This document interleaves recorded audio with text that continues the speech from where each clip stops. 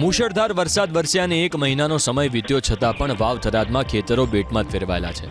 પ્રશાસન તરફથી પાણીના નિકાલની કામગીરી બંધ થતાં ખેડૂતોમાં રોષ જોવા મળ્યો।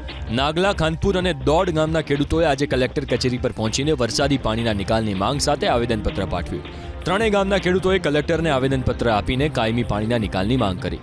ત્રણેય ગામમાં ભરાયેલા વરસાદી પાણીને મોટરોથી ઉલેચીને માલસણ અને માડકા બ્રાન્ચ કેનાલોમાં છોડાઈ રહ્યું છે। ક્ષારવાળું પાણી કેનાલમાં છોડાતા વાવ અને સુઈગામ તાલુકાના ખેડૂતોની રજૂઆતને પગલે કેનાલમાં પાણી છોડવાનું બંધ કરાયું। મુશળધાર વરસાદ વરસ્યાને એક મહિનાનો સમય વીત્યો છતાં પણ વાવ થરાદમાં ખેતરો બેટમાં જ ફેરવાયેલા છે।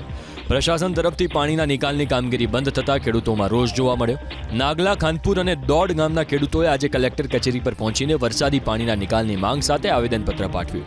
ત્રણેય ગામના ખેડૂતોએ કલેક્ટરને આવેદનપત્ર આપીને કાયમી પાણીના નિકાલની માંગ કરી। ત્રણેય ગામમાં ભરાયેલા વરસાદી પાણીને મોટરોથી ઉલેચીને માલસણ અને માડકા બ્રાન્ચ કેનાલોમાં છોડાઈ રહ્યું છે। ક્ષારવાળું પાણી કેનાલમાં છોડાતા વાવ અને સુઈગામ તાલુકાના ખેડૂતોની રજૂઆતને પગલે કેનાલમાં પાણી છોડવાનું બંધ કરાયું।